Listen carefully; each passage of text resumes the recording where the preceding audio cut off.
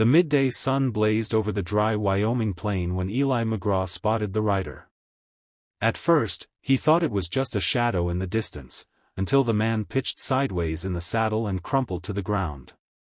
By the time Eli reached him, the stranger's shirt was soaked with blood, an arrow buried deep in his side. The man's eyes flickered open long enough to rasp, "Don't let them find me," before passing out cold. Eli didn't know who they were.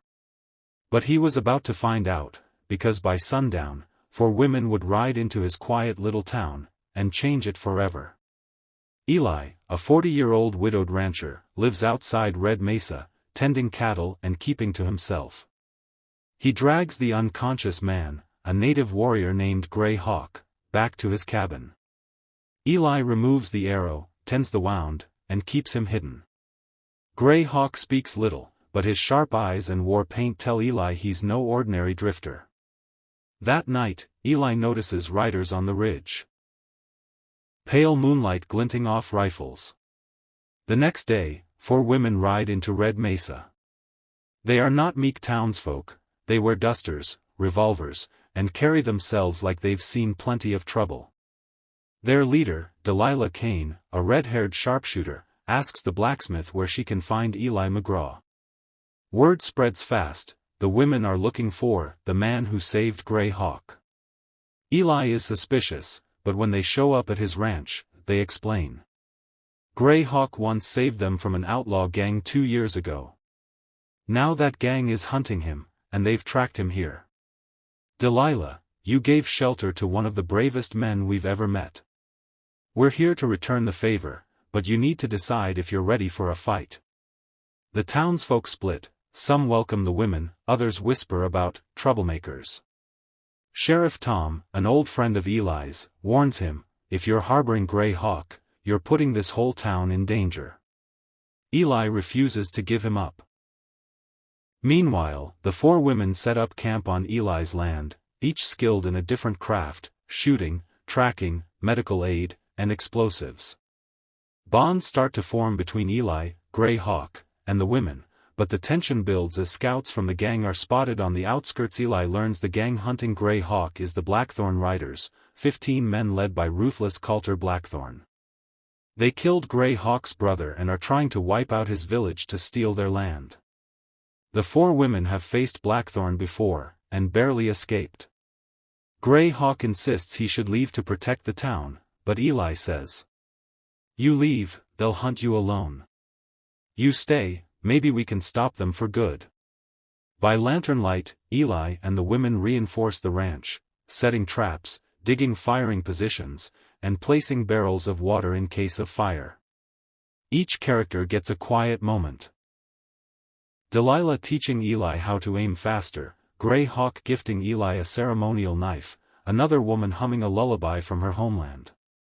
In town, Sheriff Tom tries to rally a posse, but at sunrise, dust clouds rise on the horizon, the Blackthorn Riders are coming. The fight is fierce and cinematic. Delilah drops 3 men with rifle shots from the barn roof. One woman blows up a supply wagon with a well-placed stick of dynamite. Eli and Gray Hawk fight back-to-back in the yard, taking down attackers with precision. The women's bravery inspires a few townsmen to join the fight mid-battle. The dust swirled thick in the morning light, the sharp smell of gunpowder still heavy in the air. Most of the Blackthorn Riders lay scattered across the yard or had fled for the open plain, but the fight wasn't finished yet. Through the haze, one lone rider approached, tall in the saddle, black duster whipping in the wind. The barrel of a double-barreled shotgun rested across the pommel. His horse's hooves struck the earth in a slow, measured rhythm, as if daring anyone to stop him. Coulter Blackthorn. Eli stepped forward from the barn door, Winchester leveled, boots planted in the churned mud. His heart pounded, but his hands were steady. Coulter reined in 10 yards away, his cold eyes taking in the wreckage, his men down, his plans in ruins. Then his gaze landed on Eli, and his mouth twisted into something between a grin and a sneer. "Well, I'll be," Coulter drawled, voice dripping with mockery. "Eli McGraw. Heard you were just a quiet cowhand who kept to himself. Now I find you standing shoulder to shoulder with savages, and wild women. Thought you were smarter than that. Eli's jaw tightened. You came here looking to kill a man for defending his people. I'd say I'm standing with the only folks worth standing with. Coulter chuckled darkly. Brave talk for a man who's about to die. He slid the shotgun from the saddle and thumbed the hammer back. Last chance, McGraw, step aside and hand over Grey Hawk. The answer came not from Eli, but from the shadow that slipped from behind the water trough.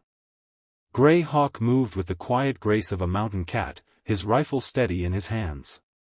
You will not touch my people again, Blackthorn, he said, his voice low but carrying in the stillness after battle.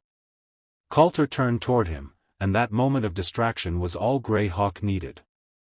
The crack of the rifle echoed like thunder, the bullet slamming into Coulter's shoulder. The outlaw leader cried out, dropping the shotgun into the mud.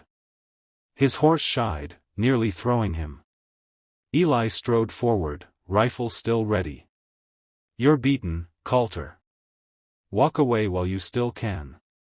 Coulter spat blood into the dirt, glaring first at Eli, then at Grey Hawk. You should have killed me, he growled. Grey Hawk stepped closer, his eyes like flint. Death would be too easy for you. Better you live to see your name mean nothing, your gang scattered like dust. Coulter's breathing came ragged now, his good hand gripping the saddle horn. Without another word, he swung back into the saddle and turned his horse toward the townsfolk, once wary, now treat Grey Hawk and the women as heroes.